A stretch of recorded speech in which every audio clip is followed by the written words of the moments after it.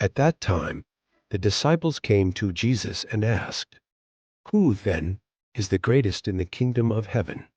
He called a little child to him, and placed the child among them. And he said, "Truly I tell you, unless you change and become like little children, you will never enter the kingdom of heaven. Therefore, whoever takes the lowly position of this child is the greatest in the kingdom of heaven. And whoever welcomes one such child in my name welcomes me. If anyone causes one of these little ones, those who believe in me, to stumble, it would be better for them to have a large millstone hung around their neck and to be drowned in the depths of the sea.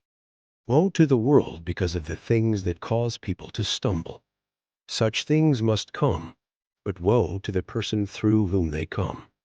If your hand or your foot causes you to stumble, cut it off and throw it away. It is better for you to enter life maimed or crippled than to have 2 hands or 2 feet and be thrown into eternal fire. And if your eye causes you to stumble, gouge it out and throw it away. It is better for you to enter life with 1 eye than to have 2 eyes and be thrown into the fire of hell. See that you do not despise one of these little ones. For I tell you that their angels in heaven always see the face of my Father in heaven. Matthew 18:11. Some manuscripts include here the words of Luke 19:10. What do you think?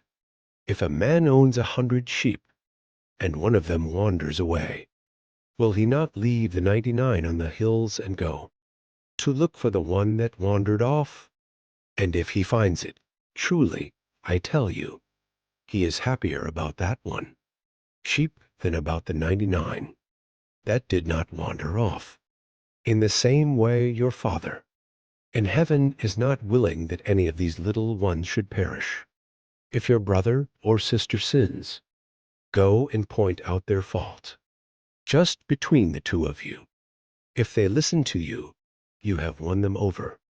But if they will not listen, take 1 or 2 others along, so that every matter may be established by the testimony of 2 or 3 witnesses.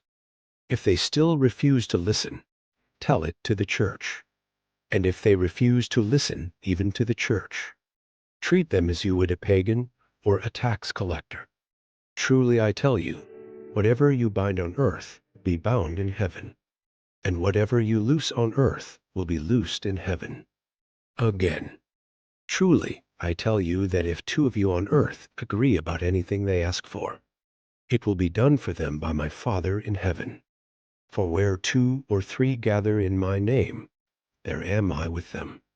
Then Peter came to Jesus and asked, Lord, how many times shall I forgive my brother or sister who sins against me? Up to 7 times? Jesus answered, I tell you, not 7 times, but 77 times. Therefore, the kingdom of heaven is like a king who wanted to settle accounts with his servants.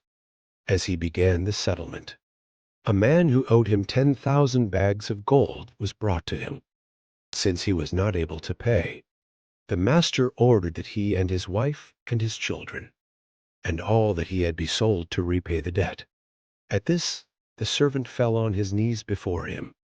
Be patient with me, he begged, and I will pay back everything. The servant's master took pity on him, canceled the debt, and let him go. But when that servant went out, he found one of his fellow servants who owed him 100 silver coins. He grabbed him and began to choke him. Pay back what you owe me, he demanded.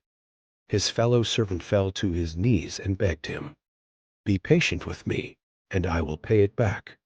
But he refused. Instead, he went off and had the man thrown into prison until he could pay the debt. When the other servants saw what had happened, they were outraged and went and told their master everything that had happened. Then the master called the servant in. You wicked servant, he said. I canceled all that debt of yours because you begged me to. Shouldn't you have had mercy on your fellow servant just as I had on you?